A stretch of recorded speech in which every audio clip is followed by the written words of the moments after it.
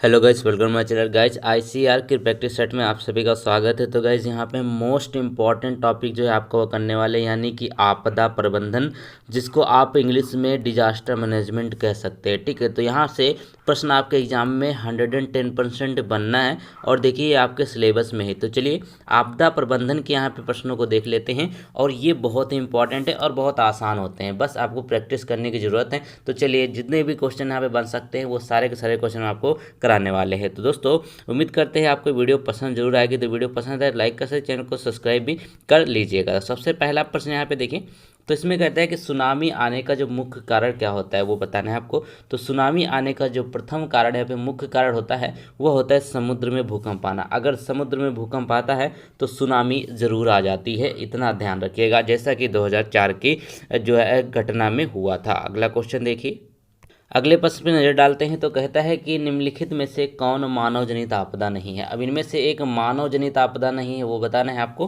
तो ये हो जाएगी यहाँ पर सुनामी। सुनामी जो है वो मानव के द्वारा नहीं लाया जा सकती, है प्राकृतिक है। बाकी अगर बात कर लेते हैं यहाँ पर आतंकवाद, रेल दुर्घटना और सांप्रदायिक दंगे, ये सब मानव जनित हैं, मानव के द्वारा ही लाए जाते हैं। प्रश्न संख्या अगला देख लेंगे। तो कहा गया कि इनमें से कौन प्राकृतिक आपदा नहीं है। अब इनमें से कौन सी प्राकृतिक आपदा नहीं है ये देख लीजिए। तो इसका राइट आंसर क्या हो जाएगा, वो हो जाएगा यहाँ पर आतंकवाद, क्योंकि आतंकवाद जो है ये मानव निर्मित होता है। बाकी सुनामी, बाढ़, भूकंप, ये सारे के सारे आपके प्राकृतिक आपदाओं में गिने जाते हैं। क्वेश्चन नंबर अगला है कि निम्न में से कौन सा मानव जनित आपदा नहीं है। ज़्यादा से ज़्यादा प्रश्न इसलिए कर रहे हैं ताकि आपके दिमाग में बिल्कुल बस जाए। तो आसान है ये, मैं समझिएगा कि यहाँ पे ये बहुत कठिन है। तो चलिए इनमें से कौन सा मानव जनित आपदा नहीं है। तो देखिए मानव जनित आपदा जैसे नहीं है, सब यहाँ पर हैं आपके तीनों के तीनों। राइट आंसर क्या होगा इसमें आपका, इनमें से कोई नहीं, यानी कि जो आप ऑप्शन दिए सारे मानव जनित के लिए दिए हुए। प्रश्न संख्या अगला देखिए। तो कहा गया कि महाराष्ट्र में भूकंप आने का मुख्य कारण क्या था। तो महाराष्ट्र में जो भूकंप आया हुआ था उसका जो मुख्य कारण है वो क्या है, वो है यहाँ पर कोयना बांध का निर्माण। अब कोयना बांध का निर्माण जो था ये मुख्य कारण बना था महाराष्ट्र में भूकंप आने का। प्रश्न संख्या अगर देख लेते हैं 6, तो कहा गया कि कौन सा प्राकृतिक आपदा नहीं है। प्राकृतिक आपदा का मतलब कि जो नेचुरल डिजास्टर है वो नहीं है। तो इसमें देखिए आप इसका राइट आंसर आराम से निकाल सकते हैं। तो ये हो जाएगा आपका हिंसा। हिंसा जो है वो प्राकृतिक आपदा नहीं बल्कि ये मानव निर्मित है, मानव के द्वारा करी गई हिंसा। क्वेश्चन नंबर अगला देख लीजिए। तो कहा गया कि सुनामी किस भाषा का शब्द है। अब जो सुनामी है वह कौन सी भाषा का शब्द है। तो इसका राइट आंसर क्या है, ये जापानी भाषा का है। जापानी भाषा का इसलिए क्योंकि जापान में सुनामी आया करती है अक्सर। प्रश्न संख्या अगला देखिए। तो कहा गया कि बिहार में सर्वप्रथम भूकंप कब आया था। बिहार की अगर बात कर लेते हैं तो यहाँ पर जो सबसे पहले भूकंप आया था ये 1934 में आया था। ये आपके बुक में मेंशन है, इसीलिए मैं आपको करा रहा हूँ। प्रश्न संख्या यहाँ पे देखिए, कहा गया कि भूकंप किस प्रकार की आपदा है। तो भूकंप एक यहाँ पर प्राकृतिक आपदा है। चलिए अगला प्रश्न देखें। प्रश्न संख्या अगले में देखिए। तो कहता है कि इनमें से कम विनाशकारी आपदा कौन है। सबसे कम जो विनाशकारी आपदा है वो कौन सी हो जाएगी, वो है यहाँ पर भूस्खलन। ठीक है, तो भूस्खलन से क्या होता है कि बहुत ही कम एरिया में क्षति पहुँचती है, बाकी जितनी भी हैं सारी ये सारी बहुत ही बड़े पैमाने पर हानि पहुँचाती हैं। प्रश्न संख्या अगला देखिए। तो कहा गया कि भारत की जो बंगाल की खाड़ी का चक्रवात निम्न में से किन महीनों के में भयानक होता है। अब बंगाल की खाड़ी में जो चक्रवात आता है वो कौन से महीने में सबसे ज़्यादा भयानक आता है, ये प्रश्न है। तो ये हो जाएगा अक्टूबर और नवंबर। अक्टूबर नवंबर में सबसे ज़्यादा चक्रवात की बात करें तो ये बंगाल खाड़ी में बनते हैं। प्रश्न संख्या अगला है कि भोपाल गैस त्रासदी किस प्रकार की आपदा थी। अब भोपाल गैस त्रासदी आप सभी लोगों ने सुना होगा, ये हुई थी 1984 में, और इसमें कौन सी गैस लीक हुई थी, मिथाइल आइसोसाइनेट। ठीक है, मिथाइल आइसोसाइनेट। अब इसका राइट आंसर क्या हो जाएगा, ये थी यहाँ पे मानव जनित। ठीक है, मानव जनित थी, किसी मानव की चूक की वजह से ही हुई थी ये। प्रश्न संख्या अगला देखिए। तो कहता है कि सुनामी क्या है। अब सुनामी जो है वो क्या है, बेसिकली ये आप देखेगा तो ये हो जाती है विनाशकारी समुद्री लहरें। जो विनाशकारी समुद्री लहरें हैं यही तो जो आपकी सुनामी कहलाती है। प्रश्न संख्या अगला है कि इनमें से कौन क्षेत्र भूस्खलन से सबसे अधिक प्रभावित है। अब भूस्खलन से सबसे अधिक प्रभावित कौन से होते हैं, जहाँ जो यहाँ पे पर्वतीय क्षेत्र होते हैं, क्योंकि वहाँ पे ज़्यादा भूमि खिसकने के चांसेस रहते हैं। तो ये हो जाएगा कश्मीर उत्तराखंड। कश्मीर उत्तराखंड में आप देखते होंगे न्यूज़ वगैरह में कि आपको न्यूज़ में बना रहता है कि भूस्खलन से इतने लोगों की मृत्यु हो गई या कुछ हो गया। तो इनमें से कौन सा भारत का सूखा क्षेत्र माना जाता है। सूखा क्षेत्र को यहाँ पे इंग्लिश में कहते हैं ड्रॉट एरिया। ठीक है, तो ये क्या हो जाएगा आपका राइट आंसर इसमें देख लीजिए। तो ये हो जाएगा आपका यहाँ पर इनमें से सभी। ठीक है, इनमें सभी के हो जाएगा पूर्वी राजस्थान जो आपका थार मरुस्थल में पड़ता है, पूरा मध्य प्रदेश और उसके बाद कर्नाटक का पठारी क्षेत्र, ये सब सूखे क्षेत्र के तहत माने जाते हैं। इनमें से सभी। क्वेश्चन नंबर अगला है कि भूकंप का मापन किसके द्वारा किया जाता है। भूकंप का मापन किसके द्वारा करते हैं। अब देखिए यहाँ पर ये थोड़ा सा आपको दिक्कत कर सकता है कि या तो आप रिएक्टर स्केल कहेंगे या फिर आप सिस्मोग्राफ कहेंगे, लेकिन यहाँ पे जो सबसे उपयुक्त आंसर होगा वो होगा यहाँ पर रिएक्टर स्केल। प्रश्न संख्या अगला देखिए, कहा गया कि इनमें से कौन सा मानव जनित आपदा है। अब इसमें से मानव जनित कौन सी है, एक तो सांप्रदायिक दंगे, आतंकवाद, महामारी, तीनों इसके राइट आंसर हो जाएंगे इनमें से सभी। प्रश्न संख्या अगला देखिए, तो कहा गया कि प्राकृतिक आपदा किसे कहते हैं। इनमें से यहाँ पे कौन सा सबसे अधिक विकल्प सही वो देखिए। तो प्राकृतिक आपदा यहाँ पे जो है वो सबसे सही इसकी परिभाषा क्या होगी, वो होगी जन धन को व्यापक हानि पहुँचाने वाली जो आकस्मिक दुर्घटनाएं होंगी वह प्राकृतिक आपदा के तहत मेंशन करी जाएंगी। प्रश्न संख्या अगला देख लेंगे अगर हम यहाँ पर। अगले प्रश्न में बोला गया कि बाढ़ के समय निम्नलिखित में से किस स्थान पर जाना चाहिए। देखिए यहाँ पर प्राकृतिक प्रबंधन यहाँ पे इसलिए पढ़ रहे हैं कि यहाँ पे आपदा प्रबंधन कि हमको पता चलना चाहिए कि किसके तहत क्या करना चाहिए। आसान होता है लेकिन प्रैक्टिस करना आपके लिए बहुत ज़रूरी है। तो इसमें क्या है कि बाढ़ के समय निम्नलिखित में से किस स्थान पर जाना चाहिए, तो इसका आंसर ऊंची भूमि, ऊंची भूमि स्थान पर अगर आप जाएंगे तो वहाँ पर पानी पहुँचने का खतरा सबसे कम होता है। प्रश्न संख्या अगला देखिए। अगला प्रश्न है कि मलबे के नीचे दबे हुए लोगों का पता लगाने के लिए किस यंत्र की जो मदद ली जाती है। ठीक है, तो मलबा जैसे मान लीजिए भूकंप आ गया, भूस्खलन हो गया, तो उसमें किस यंत्र के द्वारा पता लगाया जाता है कि नीचे कितने व्यक्ति फंसे हुए हैं, यहाँ पे कोई यहाँ पे फंसा हुआ है कि नहीं। तो वो होता है इंफ्रारेड कैमरा। एक कैमरा होता है इंफ्रारेड, उसके कारण क्या होती है, ये रेज जाके पता लगाते हैं कि इसमें कोई है या नहीं है। तो अगला प्रश्न देखिए। अगले प्रश्न में कहा गया कि आग से जलने की स्थिति में जले हुए स्थान पर क्या प्राथमिक उपचार करना चाहिए। मान लीजिए कोई व्यक्ति यहाँ पे आग से जल गया है, तो सबसे पहले आप जो प्राथमिक उपचार करेंगे उसमें वह कौन सा करेंगे। तो देखिए इसका राइट आंसर क्या हो जाएगा, वह हो जाएगा यहाँ पर कि उसमें आप ठंडा पानी डालिए। अब कोई व्यक्ति जल जाता है तो सबसे पहले उसमें ठंडा पानी डालना चाहिए ताकि उसमें से जलन कम हो और थोड़ा सा उसको आराम मिले। उसके बाद यहाँ पे अस्पताल वगैरह पहुँचाना चाहिए। प्रश्न संख्या अगला हो जाएगा कि बस्ती मकान में आग लगने की स्थिति में क्या करना चाहिए।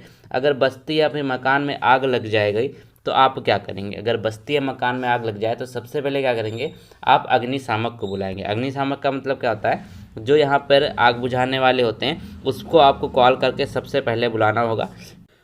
तो गाइस इसमें जो अगला चैप्टर रहेगा वो रहेगा सूखा और बाढ़। ठीक है, सूखा और बाढ़ ये चैप्टर अगला देख लीजिएगा, आप एनसीईआरटी में मिला लीजिएगा, ये बाद में मत कहना कि भैया आप तो बाहर से करा रहे थे। चलिए देखें, तो यहाँ पे सूखा किस प्रकार की आपदा है। तो सूखा जो प्रकार की आपदा होती है वो होती है प्राकृतिक आपदा। वो क्यों होती है, क्योंकि देखिए मान लीजिए कहीं पे बारिश नहीं होती है, वहाँ पे सूखा पड़ जाता है, तो ये प्राकृतिक ही तो होगी।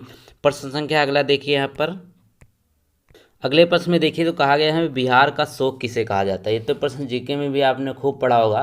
तो इसका राइट आंसर क्या हो जाएगा, कोसी नदी। कोसी नदी को क्या कहा जाता है, बिहार का शोक कहा जाता है। अगला प्रश्न देखिए।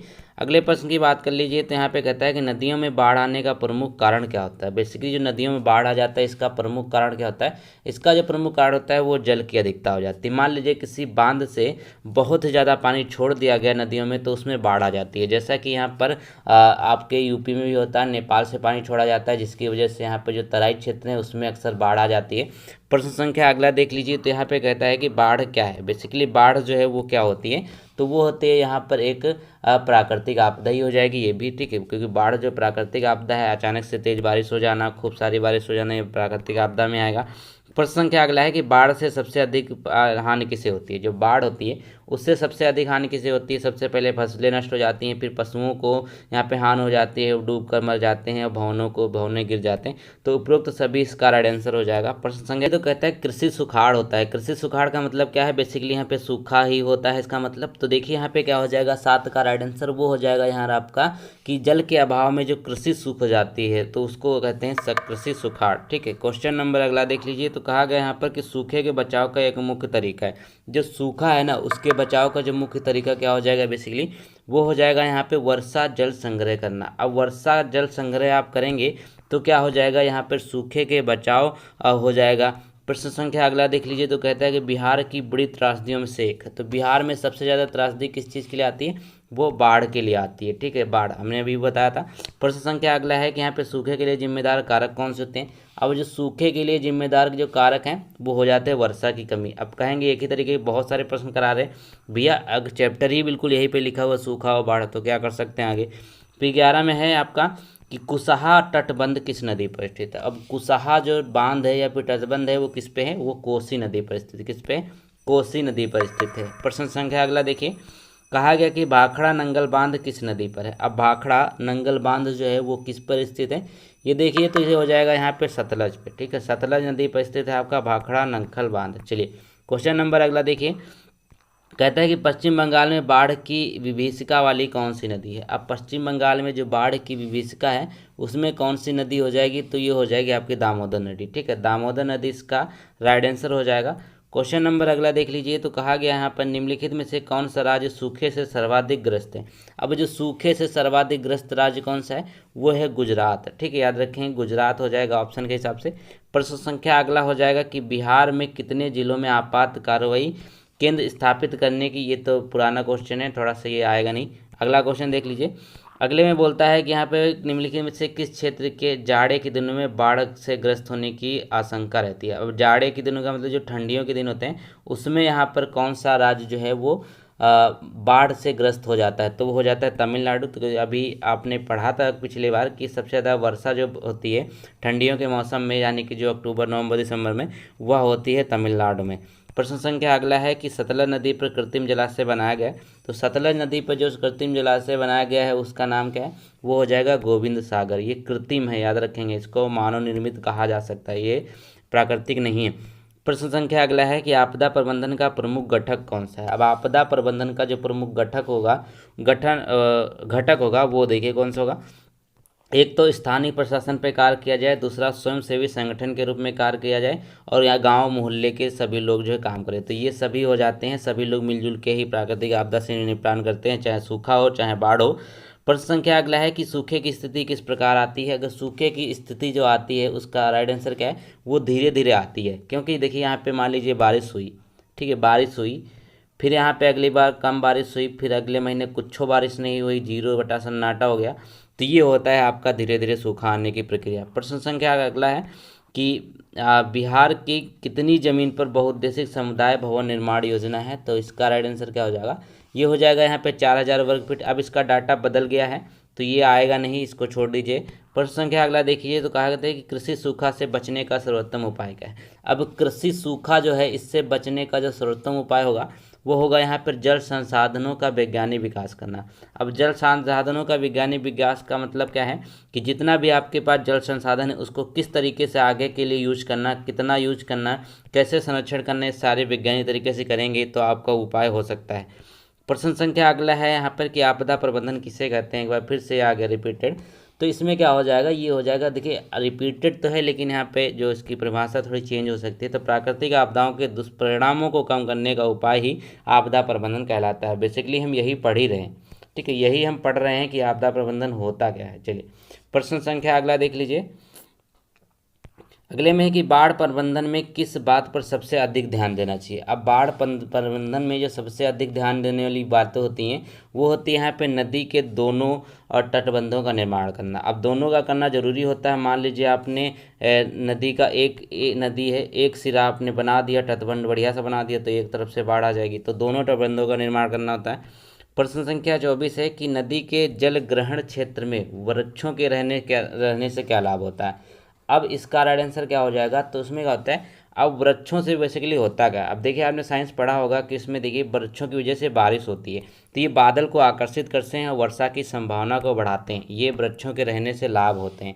प्रश्न संख्या अगला है यहाँ पर कि आपदा के समय कौन सी समस्या संचार में बाधक होती है। जब आपदा आ जाती है तो कौन सी समस्या यहाँ पे सबसे ज़्यादा बाधक हो जाती है, तो ये हो जाएगा यहाँ पर मोबाइल टावरों तथा ट्रांसमिशन टावरों का टूटना। मोबाइल टावर टूट जाते हैं, ट्रांसमिशन टावर टूट जाते हैं, तो इससे क्या होता है, बहुत ज़्यादा समस्या आ जाती है आपस में जुड़ने के लिए, किसी को यहाँ पे हेल्प करनी हो तब भी यहाँ पे दिक्कत आ जाती है। अगला चैप्टर जो है बहुत इंपॉर्टेंट है, चैप्टर का नाम ही है आपदा काल में वैकल्पिक संचार व्यवस्था। वैकल्पिक संचार व्यवस्था का क्या मतलब है, जैसे फ़ोन टीवी वगैरह सब कुछ तो बंद हो जाते हैं, तो उसके स्थान पर क्या क्या वैकल्पिक चीज़ें यूज करी जा सकती हैं। तो ये इंपॉर्टेंट है, इसको ध्यान से देखिएगा वरना आपके एग्जाम में खून पी जाएगा। तो चलिए देखते हैं। तो यहाँ पे कहता है सबसे पहले कि सुदूर संवेदी उपग्रह जो होते हैं, जो रिमोट सेंसिंग सैटेलाइट होते हैं, इसका प्रयोग किस लिए है।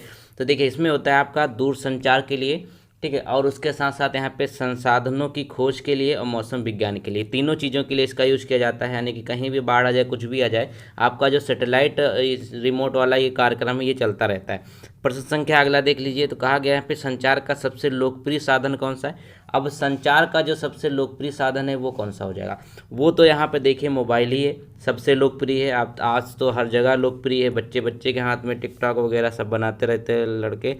अगला क्वेश्चन है यहाँ पर 3 में कि सामान्य संचार व्यवस्था के बाधित होने का मुख्य कारण क्या है। अब जो सामान्य संचार बाधित हो जाता है उसका मुख्य कारण होता है केबल का टूट जाना। अब केबल टूट जाते हैं तो उसकी वजह से आपके फ़ोन वगैरह सब कुछ बंद हो जाते हैं, यही होता है किसी प्राकृतिक आपदा आने के समय।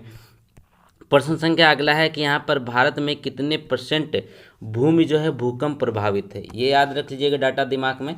तो यहाँ पे है इसका राइट आंसर 56%, यानी कि जो सिर्फ और सिर्फ भारत की 56% ऐसी यहाँ पर भूमि है जहाँ पर भूकंप आने के चांसेस हैं। बाकी तो भूकंप आने के चांसेस जो सबसे ज़्यादा कहाँ रहते हैं, ये रहता है आपका हिमाचल प्रदेश, इधर का जितना एरिया है ना जो हिमालय से लगा हुआ क्षेत्र उसमें आता है ज़्यादा।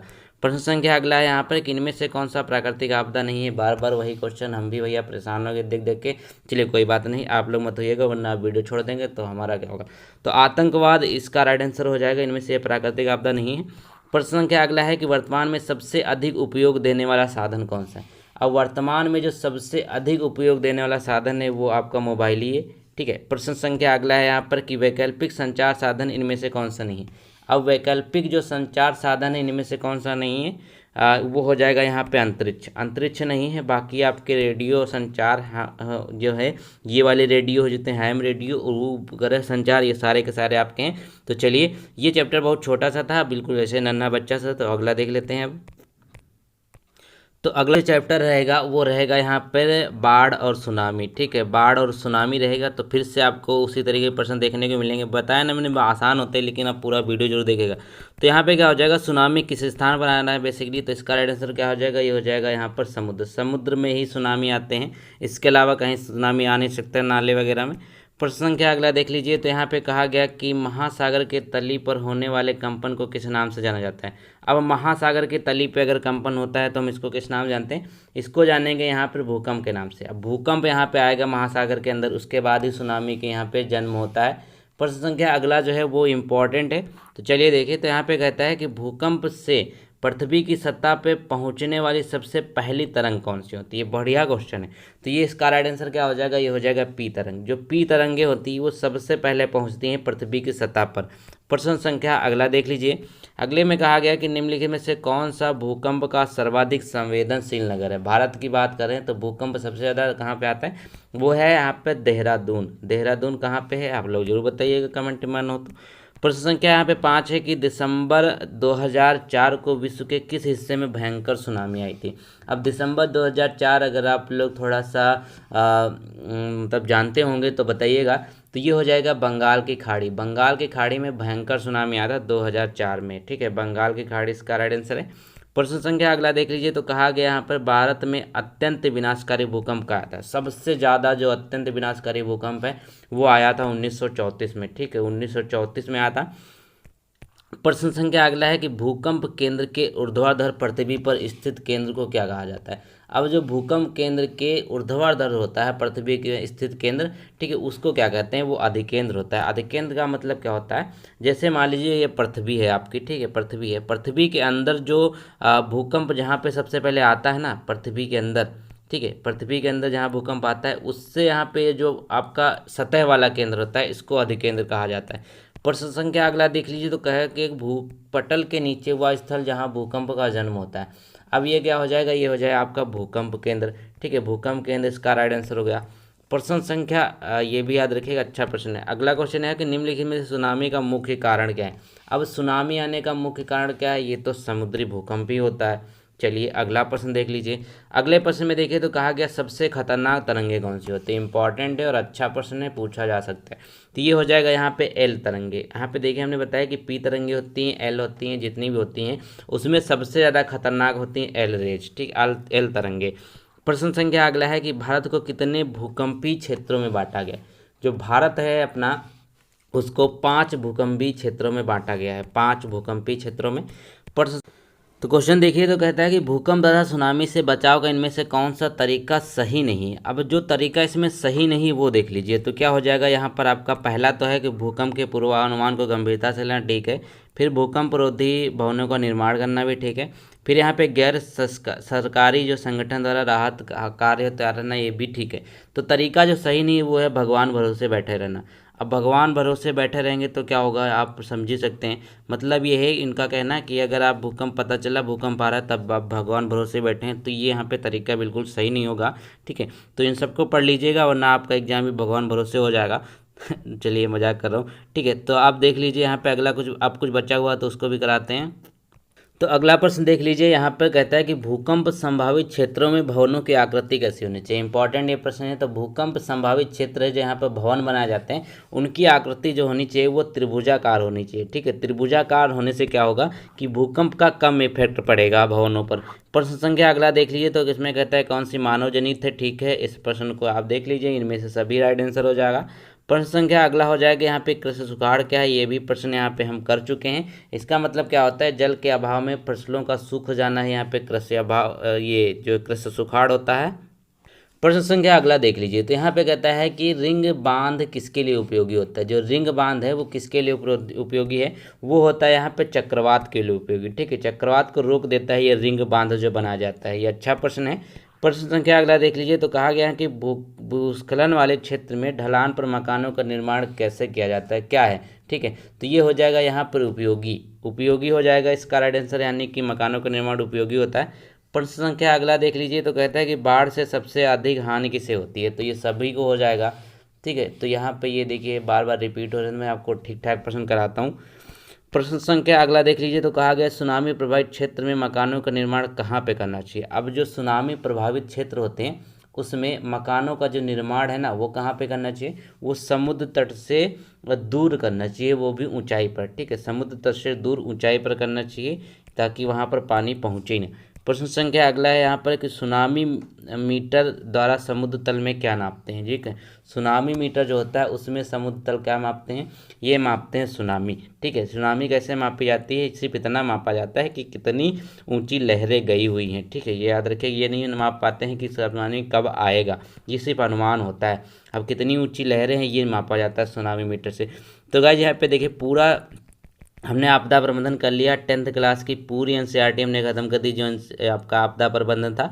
तो अभी एक वीडियो और आपकी आएगी जिसमें आपदा प्रबंधन और भी ख़त्म करेंगे। तो बहुत ही आसान ये चैप्टर था, तो आप लोग को मज़ा आया होगा, उम्मीद करते हैं। तब तक के लिए मिलते हैं नए वीडियो में। Thank you so much.